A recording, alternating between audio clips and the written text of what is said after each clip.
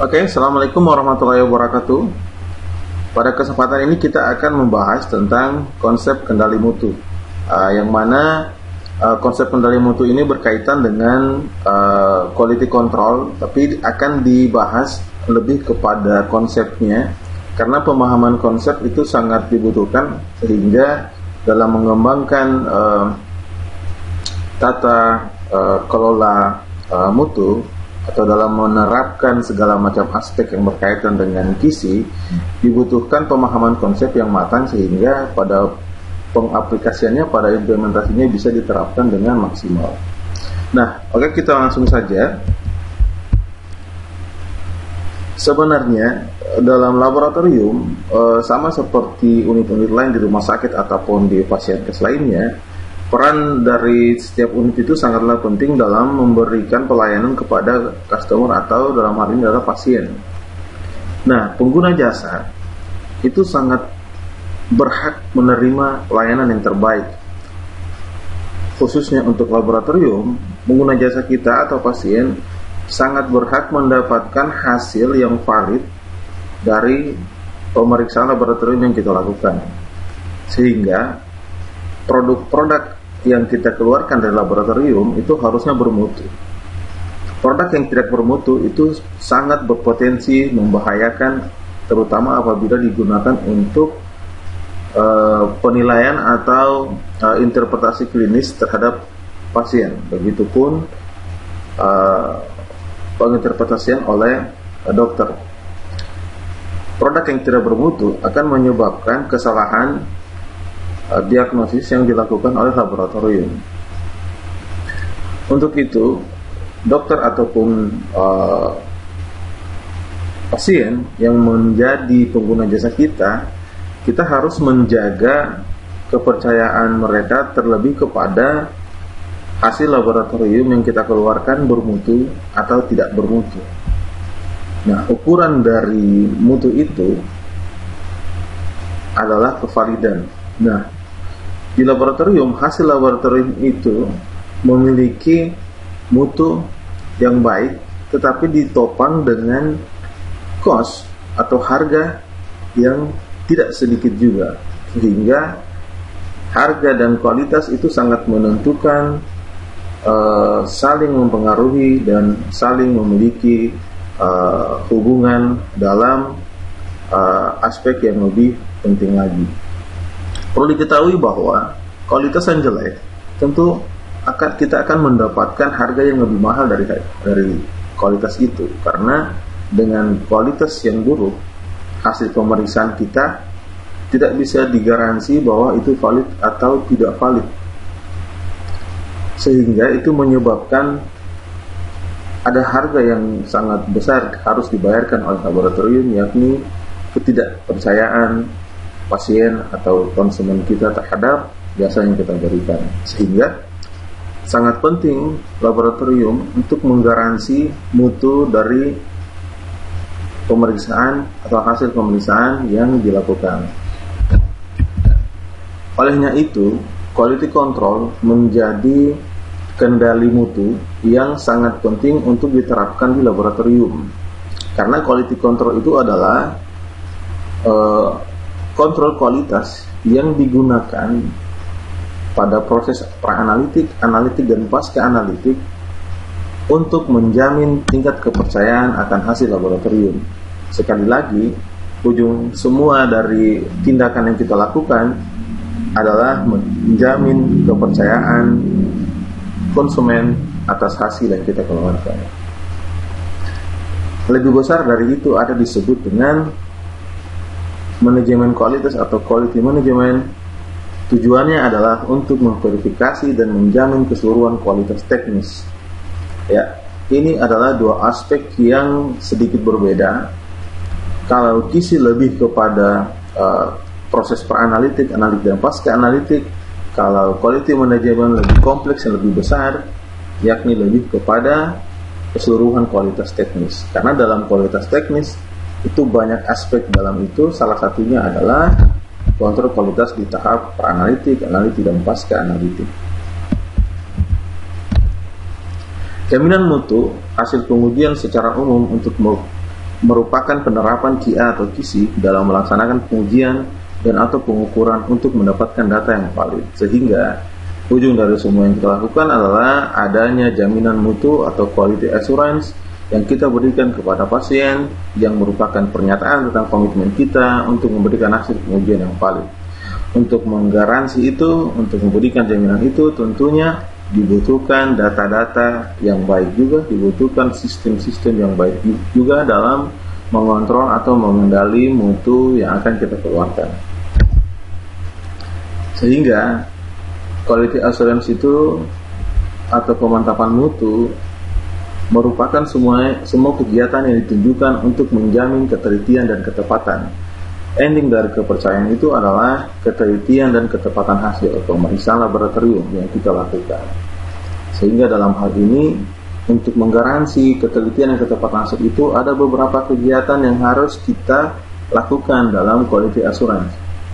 Pertama adalah pemilihan metode yang tepat. Kemudian yang kedua adalah pengambilan spesimen yang benar. Ketiga adalah pemeriksaan laboratorium oleh tenaga yang kompeten. Dan yang terakhir adalah pelaksanaan kegiatan PMI dan PME.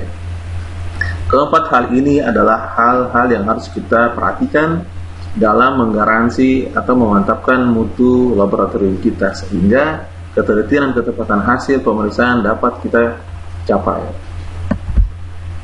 Mulai dari metode apa yang tepat dalam menganalisa suatu permasalahan, apakah kita menggunakan gold standard atau kita menggunakan pemeriksaan penunjang yang tidak menjadi rujukan dalam menganalisis sebuah pemeriksaan. Bagaimana spesimen, pengambilan spesimen benar, apakah kita tidak menggunakan SOP yang terstandar atau kita menggunakan SOP yang sama sekali rujukannya tidak bisa dijamin atau digaransi dan tidak bisa terukur. Apakah kita menggunakan pemeriksaan laboratorium oleh tenaga yang kompeten? Bukti dari kompeten itu ditunjang dari pelatihan, sertifikasi, lisensi, dan berbagai hal lain yang menunjukkan bahwa ATLN itu kompeten.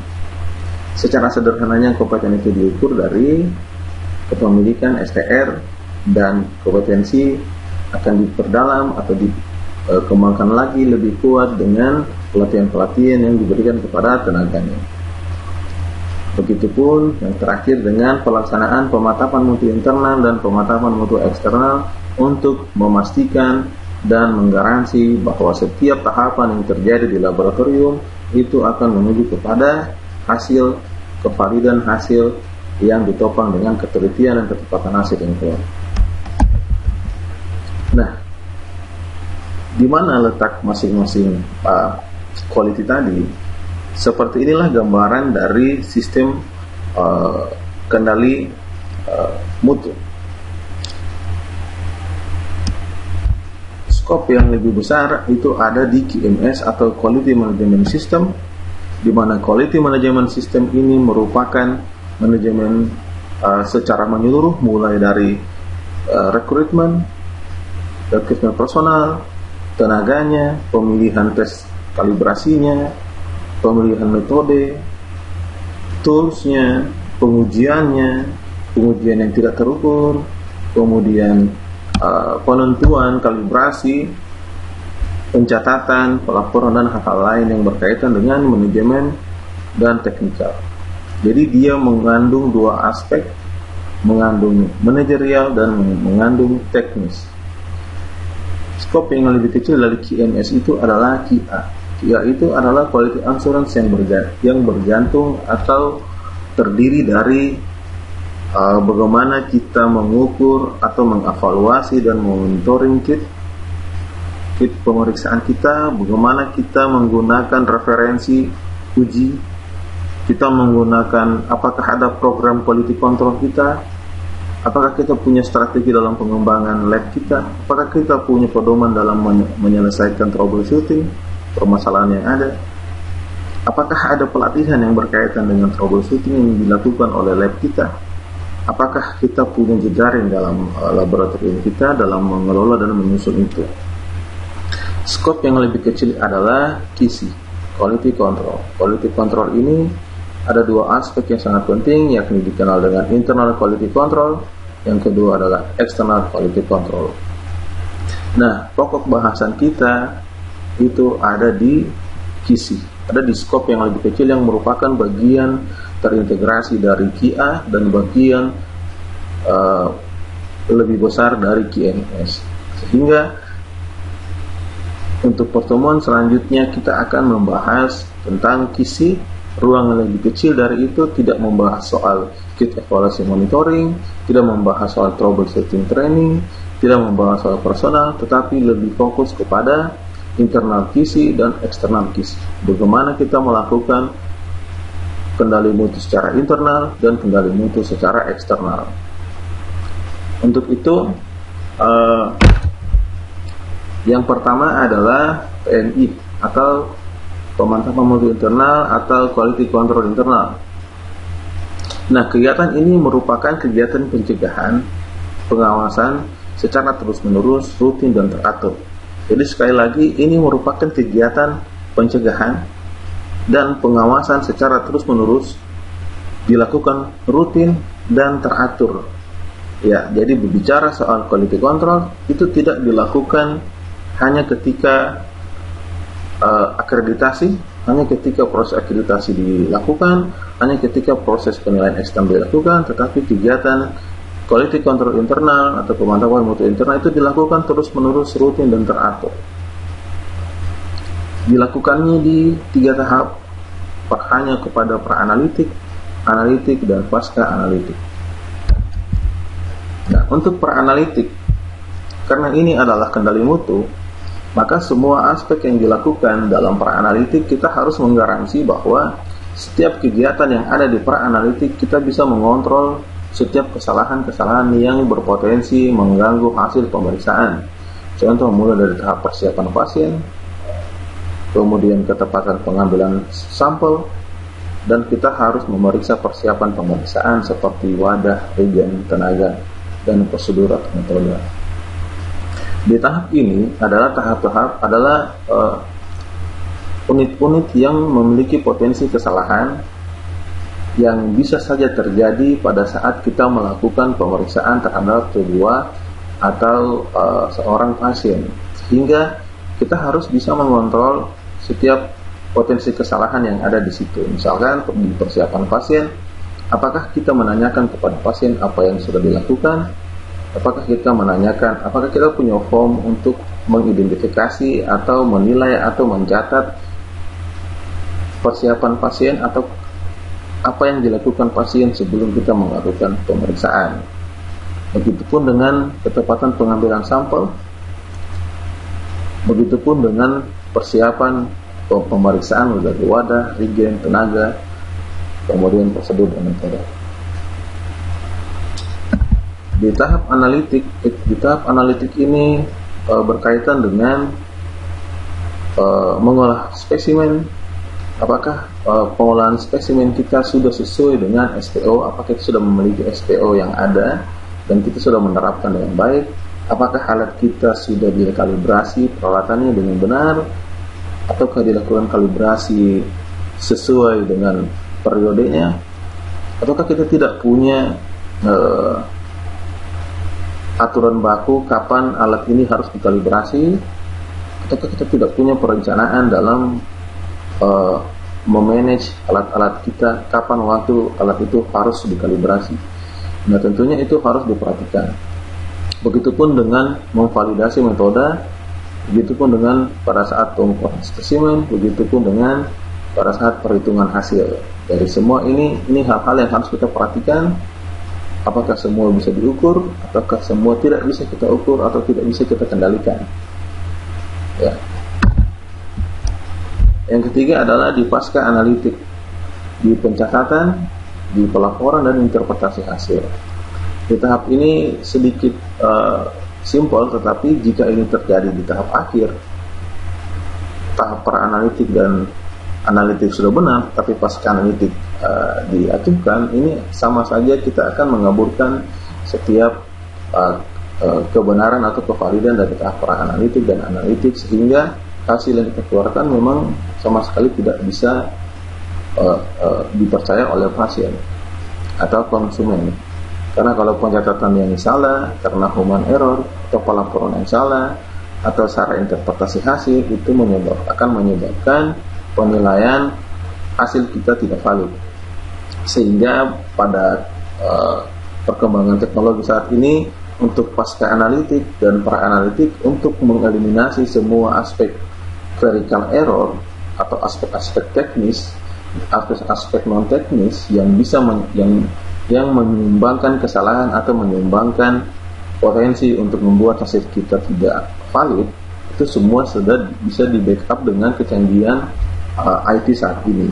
Dan beberapa laboratorium sekarang sudah di backup permasalahan ini, potensi ini di tahap pasca dan di tahap pra-analitik dengan hasil yang baik, dengan sistem informasi laboratorium yang baik, terkoneksi tanpa ada human error yang terjadi.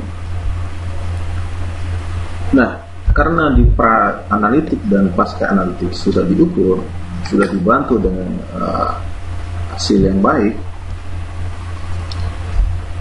untuk itu di tahap analitik haruslah sangat diperhatikan dengan bijak, karena di tahap analitik itu benar-benar menggaransi apakah alat kita bisa mengolah spesimen sesuai dengan benar, apakah alat kita benar-benar mengeluarkan hasil yang benar dan kita bisa mempercayainya. Takutnya seorang ATLM saat ini dengan kecanggihan alat-alat laboratorium, kita menjadi malas, sehingga ketika ada hasil laboratorium yang diklaim oleh konsumen dan itu dinyatakan tidak valid, kita sulit untuk menjelaskan bahwa itu adalah hasil yang valid, karena kita tidak tahu bagaimana performa alat kita bekerja, bagaimana metode kita bekerja, bagaimana peralatan kita gunakan bekerja, bagaimana alat yang kita ukur bekerja, bagaimana alat kita menghitung hasil benar atau tidak. Nah, kita tidak tahu hal ini, sehingga kita tidak mau bisa menggaransi kepada pasien atau kepada konsumen bahwa hasil kita memang benar-benar valid. Akhirnya beberapa kasus banyak ditemukan ATLM ketika ditanya oleh pasien atau konsumen jasa kita, apakah hasil saya sudah benar? Ya, jawabannya iya, sudah seperti itu yang dikeluarkan alat. Tidak seperti itu. Makanya keberanian kita menjawab tantangan dari konsumen atau pasien itu didukung dengan pengetahuan kita terhadap performa alat-alat yang kita gunakan. Kalau itu tidak bisa kita tahu, kita sulit untuk, kita kurang pede untuk menjawab bahwa alat kita menjawab dengan mengukur dengan hasil yang sesuai. Nah, bagaimana cara kita memunculkan kepedean itu, kita percaya dengan hasil kita? Caranya adalah dengan menguatkan pemantapan mutu internal. Nah, itu tadi. Apa itu pemantapan mutu internal? Sebentar kita akan bahas lebih dalam. Bagaimana peran QC, bagaimana peran bahan kontrol, bagaimana peran WSGAR, bagaimana kita mengontrol kesalahan error, kesalahan sistematik, kesalahan acak. Itu akan kelihatan ketika kita sudah masuk kepada pokok pembahasan pembacaan bahan kontrol, WSGAR, Levy Jennings. Kita akan mulai menemukan jati diri sebagai seorang TLM bahwa hasil kita, alat kita sudah bekerja sesuai dengan apa yang kita inginkan. Nah, terlepas dari PMI itu, ada sedikit soal PME. PME ini berkaitan dengan pemantapan mutu eksternal yang dilakukan oleh pihak eksternal atau pihak di luar laboratorium, yang biasanya diselenggarakan secara periodik, dan setiap laboratorium pasti berupaya untuk mengikuti penyelenggaraan ini. Ya, baik yang level internasional, level nasional, ataupun level regional. Ya. Untuk PME kita singgung saja sedikit, kita lebih fokus kepada pemantapan mutu internal. Nah, QC yang kita kenal atau pengendalian mutu merupakan pelaksanaan teknis dalam rangka untuk mendapatkan data hasil uji yang valid. Seperti yang saya katakan tadi, bahwa gambaran pemantapan mutu eksternal kita akan baik dinilai oleh pihak luar eksternal atau pihak swasta itu sangat kelihatan dengan penerapan pemantapan mutu internal kita yang baik. Kalau penerapan pemantapan mutu internal kita yang buruk, tentunya nanti kisi eksternal yang kita dapatkan tentu akan rendah juga nilainya. Sehingga berawal dari kisi internal, kita tidak akan kesulitan ketika kita mengikuti PME atau kisi eksternal. Nah, ada beberapa yang penting dalam kisi. Yang pertama adalah kontrol kesalahan manusia atau human error. Jadi human error ini biasa terjadi di laboratorium tanpa kita sadari. Itu biasa terjadi, khususnya beberapa pemeriksaan yang menggunakan alat-alat konvensional atau semi otomatis yang masih melibatkan manusia atau ATLM dalam pengerjaannya. Nah, untuk mengatasi itu makanya bisa diatasi dengan cara uji replikasi. Makanya pada beberapa sampel pasti dibuat duplo atau triplo. Nah, yang kedua ada juga kontrol kontaminasi silang. Bagaimana cara kita mengontrol kontaminasi silang? Dengan cara uji blanko. Jadi blanko itu sangat penting untuk menilai apakah sampel atau reaksi atau reagen kita itu terkontaminasi atau tidak, atau tes yang kita lakukan itu terkontaminasi dengan bahan lain atau tidak. Makanya penting ada uji blanko, sehingga dengan blanko itu kita bisa mengetahui, oh kalau larutan ini tidak blend, tidak kosong, berarti dia akan terkontaminasi. Kemudian yang ketiga adalah kontrol kesalahan alat. Ya, jadi alat semakin sering digunakan, performanya akan semakin menurun, karena ada beberapa bagian-bagian dari alat itu akan mengalami aus atau chaos, hingga performa atau kinerja alat akan menurun seiring sering digunakan, sehingga perlunya diadakan atau dilakukan kalibrasi atau uji kinerja sesuai dengan waktu alat itu. Misalkan kalau alat baru datang, tentunya kita akan lakukan uji kinerja dulu. Ya, apakah uji fungsi, apakah alat itu berfungsi atau tidak. Kemudian di awal pasti kita akan mencatat kalibrasi awal seperti apa. Kemudian di periode selanjutnya sesuai dengan alatnya, sudah masuk waktu kalibrasinya, alat kita harus kita kalibrasi lagi, sehingga kita bisa lihat kualitas atau performa alat kita turunnya sudah sejauh apa. Kalau masih bisa ditolerir, sehingga perlu adakan perbaikan. Kalau alat kita sudah tidak bisa ditolerir, maka kita harus lakukan pengadaan alat baru. Ya, seperti itu. Kemudian yang keempat adalah kontrol kesalahan metode. Di kontrol kesalahan metode ini bisa kita kontrol dengan cara uji SRM atau dengan Certified Reference Method. Ya, jadi pada beberapa metode, apakah setiap metode yang kita gunakan itu sudah terstandar dengan referensi metode yang ada atau tidak, atau sudah tersertifikasi atau tidak. Tentunya saat ini di laboratorium, saya rasa semua uji kita sudah memenuhi, ya, sudah menggunakan metode yang sesuai dengan referensi yang ada. Tinggal bagaimana, ada beberapa metode di laboratorium yang merupakan metode pengembangan dari metode standar. Nah, itu yang perlu kita uji kembali untuk didekatkan atau ditelusur dengan uji-uji yang sudah tersertifikasi. Kemudian yang kelima adalah menerapkan kartu kendali. Jadi di dalam penyelenggaraan laboratorium kita harus punya kartu atau log tentang bagaimana pengendalian beberapa alat-alat atau metode-metode.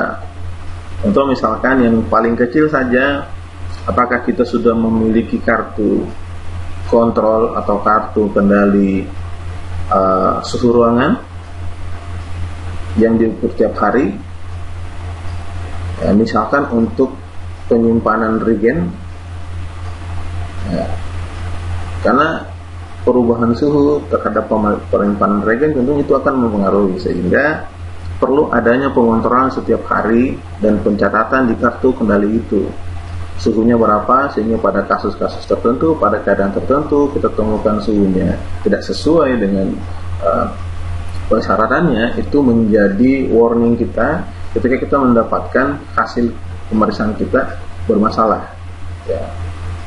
Sehingga dalam telusur permasalahannya, troubleshootnya, kita sudah menemukan, oh berarti bermasalah di kulkas misalnya, ya seperti itu.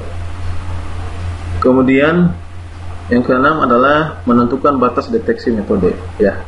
Saya rasa setiap metode itu sudah ada limit deteksinya, itu bergantung di kit insert masing-masing, dan ada rujukan dari deteksi, batas deteksinya, under atau upper deteksi limit.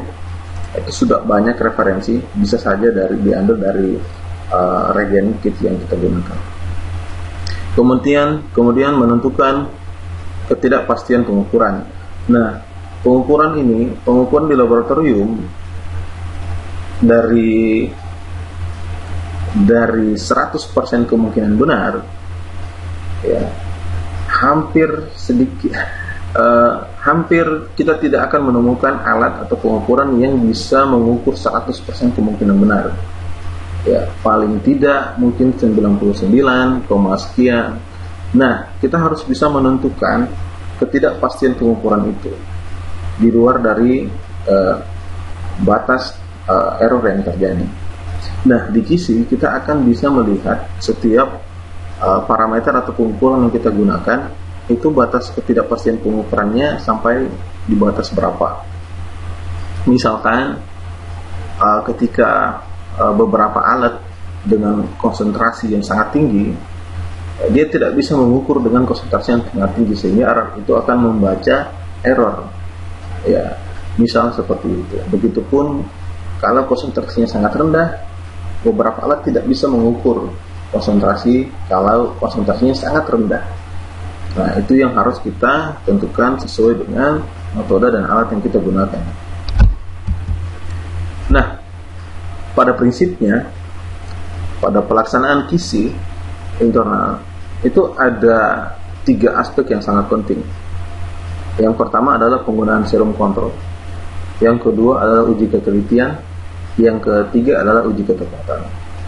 Nah, setiap ketiga ini akan berkoherensi terhadap 2 aspek, yakni uji ketelitian dan uji ketepatan.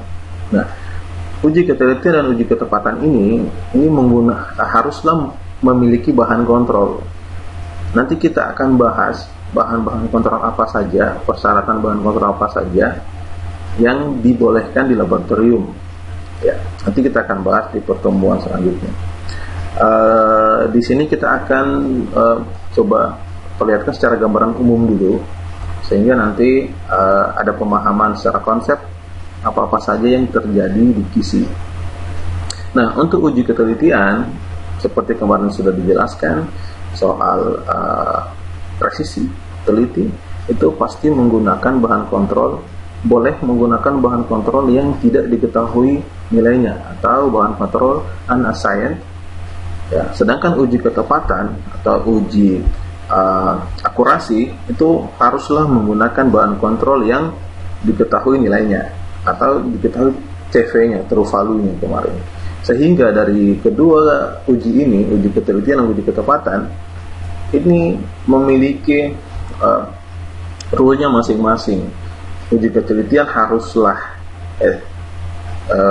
bahan kontrol yang memang belum ada CV-nya atau tidak ada nilainya, itu bisa digunakan dengan syarat uji ketelitian haruslah dilakukan secara berulang.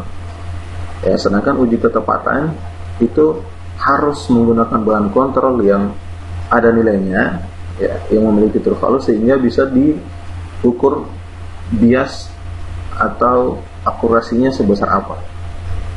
Ya. Nah, ini soal ketelitian. Seperti tadi sudah diungkapkan bahwa ketelitian itu adalah kemampuan untuk mendapatkan nilai yang hampir sama pada pemeriksaan berulang-ulang dengan metode yang sama. Sekali lagi, metode sama, hasilnya hampir sama, dan dilakukan secara berulang. Itu teliti atau presisi.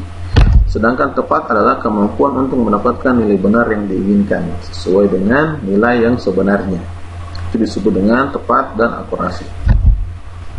Nah, untuk uji ketelitian itu harus seperti tadi sudah dikatakan bahwa uji ketelitian ini haruslah menggunakan bahan kontrol yang boleh, yang tidak diketahui nilainya.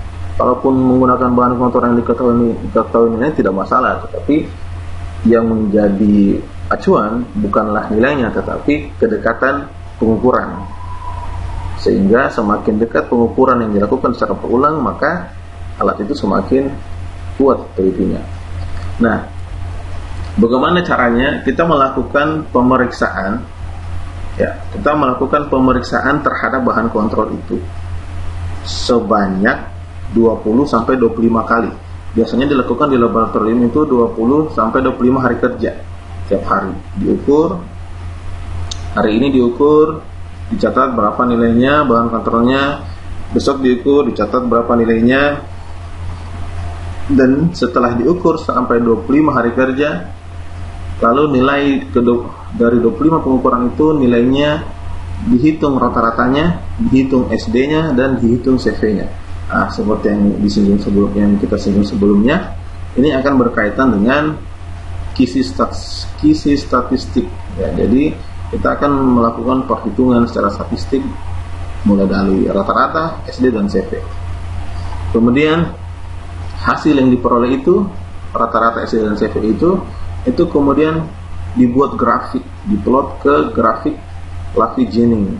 Ya, Lafay-Jennings. Kemudian untuk apa diplot di situ? Untuk bisa mengetahui batas-batas kesalahan atau batas-batas keberterimaan pengukuran.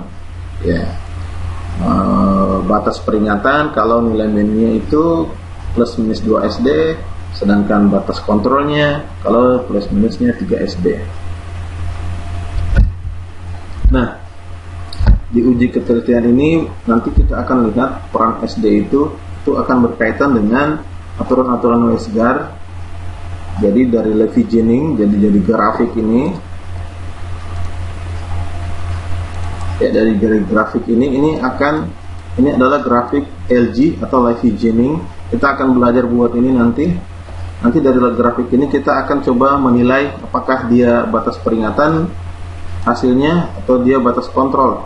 Nah, untuk menilai ini kita akan sandingkan dengan aturan Westgar. Aturan Westgar multi rule untuk dua jenis kontrol Westgar. Kalau dia menggunakan lebih dari satu jenis kontrol, misalkan kontrolnya adalah kontrol normal atau kontrolnya yang kedua kontrol abnormal. Nanti kita akan bahas soal aturan bahan kontrol di pertemuan selanjutnya. Jadi di pertemuan selanjutnya mungkin kita akan masuk ke bahan kontrol Lafay-Jennings dan Westgar multi rule. Ya, uji ketepatan itu berkaitan dengan bahan kontrol yang sudah diketahui nilainya. Tanpa ada nilai TV, kita sulit untuk mengukur akurasinya. Ya. Nah, nanti kita bandingkan dengan rentang nilai kontrol yang ditentukan oleh pabrik. Jadi ini adalah nilai TV. Jadi bahan kontrol ini nanti sudah diketahui nilainya atau true value-nya, TV-nya yang kita bahas sebelumnya. Ini sudah diketahui TV-nya, nanti kita ukur kembali dengan alat kita, diukur tak. Nanti hasil pengukuran ini kita bandingkan dengan nilai TV. Ya. Biasnya ini, jaraknya ini disebut dengan bias. Semakin jauh range-nya, maka semakin besar biasnya, maka akurasinya semakin rendah.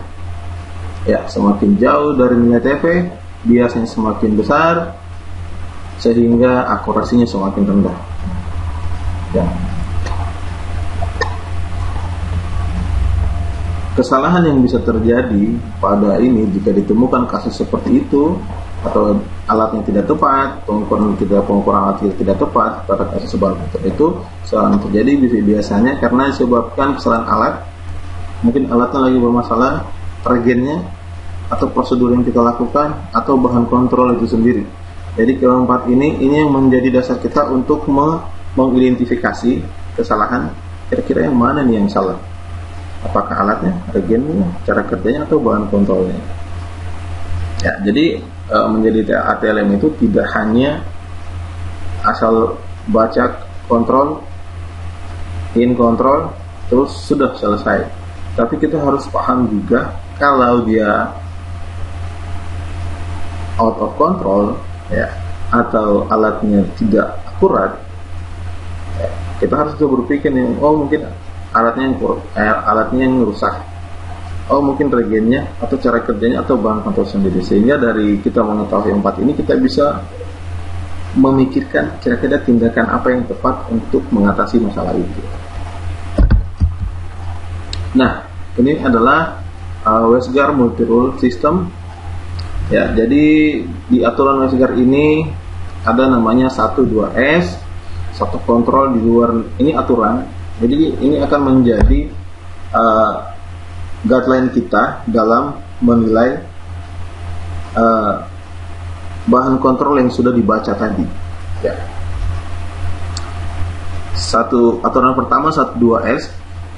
Aturan ini jika satu kontrol di luar nilai min plus minus 2 SD tidak melampaui 2 SD, itu merupakan ketentuan peringatan. Aturan kedua adalah 1-3S, satu kontrol di luar nilai min plus minus 3 SD, satu saja kontrol di luar nilai min plus minus 3 SD itu mencerminkan kesalahan acak yang merupakan ketentuan penolakan. Jadi kalau ada seperti itu pasti harus ditolak. Yang ketiga, 2S, ada 2 kontrol berturut-turut. Jadi misalkan tadi 21 sampai 25 hari, mungkin di pengukuran pertama dan kedua, ya 2 kontrol berturut-turut itu nilainya di luar nilai min 2 SD.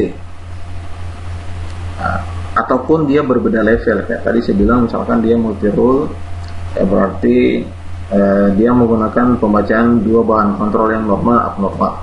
Nanti kita akan bahas ulang deh buat biar lebih paham.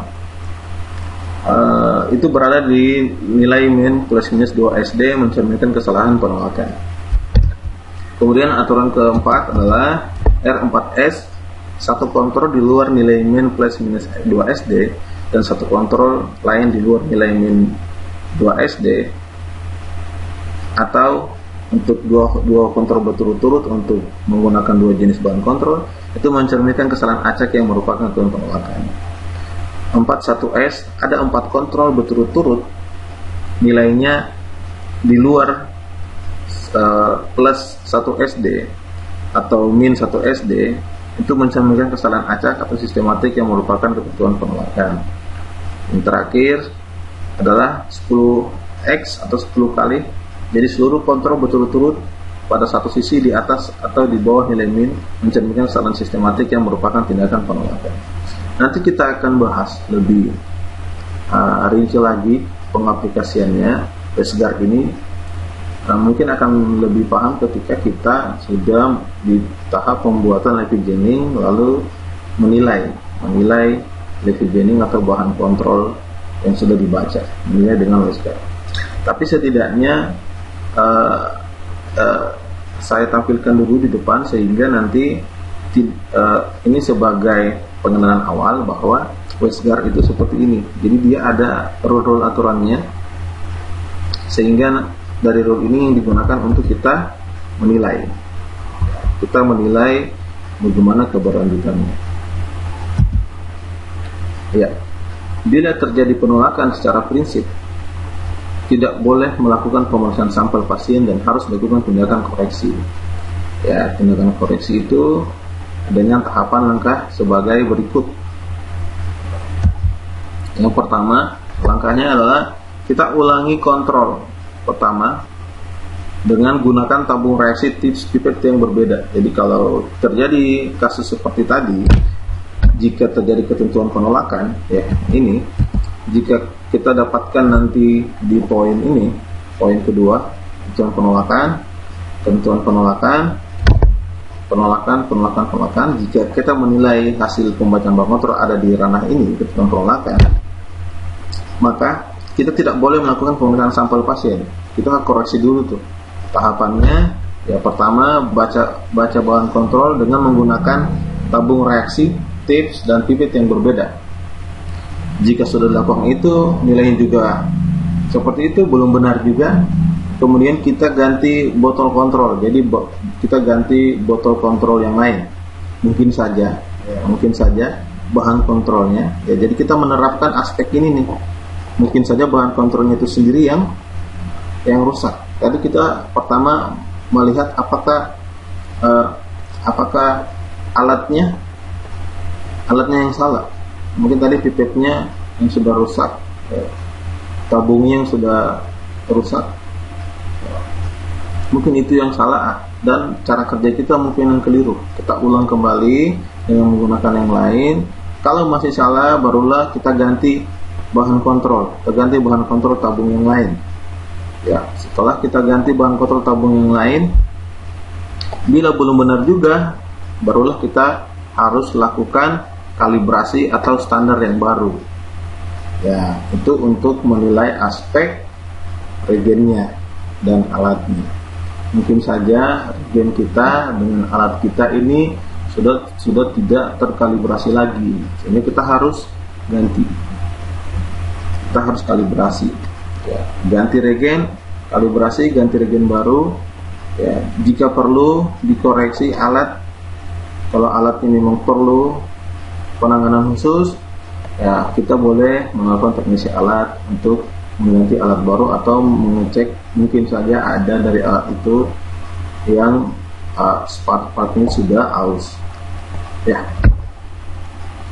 Jadi pada saat kita menjadi ATLM dan menemukan kontrol out of control, ketentuan penolakan, yang harus kita lakukan adalah bukan ambil kontrol, baca saja, tidak masuk-masuk, diulang-ulang terus tidak masuk. Tapi ketika kita mengulang itu, kita harus bisa berpikir analisis nih. Oh, mungkin coba saya ulang baca tapi menggunakan pipet tabung yang lain.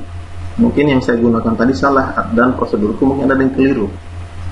Ya, jadi diulang, kita mengulang baca bahan kontrol tapi memperbaiki aspek lain gitu.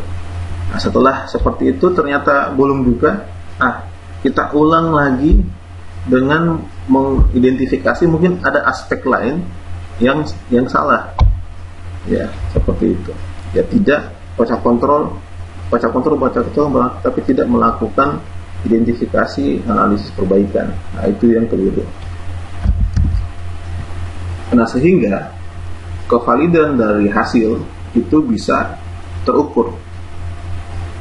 Maka laboratorium haruslah bisa menghasilkan data yang valid, karena di laboratorium sebenarnya yang kita keluarkan hasil itu akan menjadi data itu yang akan diolah oleh pengguna jasa kita, dokter, untuk mendapatkan informasi yang lebih spesifik terhadap permasalahan dari seorang pasien. Data valid bila minimal mempunyai akurasi dan presisi yang baik ya, Kesalahan data pengujian dipengaruhi oleh beberapa faktor, antara lain metode, peralatan, personal, kontaminasi, dan aspek-aspek lain. Sehingga kesalahan-kesalahan itulah yang akan mengarah kepada kesalahan acak atau kesalahan sistematik, ketentuan peringatan atau ketentuan penolakan. Ya. Untuknya, konfirmasi melalui pengujian dan pengadaan bukti yang objektif bahwa persyaratan tertentu untuk suatu maksud khusus dipenuhi. Sehingga pentingnya ada kartu kontrol itu menjadi garansi kita, menjadi bukti yang objektif bahwa kita sudah mengontrol kendali mutu kita. Ya, jadi setiap kita baca kontrol harusnya kita punya kartu kontrol di samping alat itu, atau kita punya buku kontrol di alat itu. Jadi setiap hari yang dilakukan sebelum di running pasien, alat kita itu baca bahan kontrol, catat hasilnya. Jangan ketika ada penilaian, ada akreditasi atau di akhir bulan kita tidak tahu mau menggunakan data apa, karena kita tidak mendokumentasi data pengujian tiap hari ya.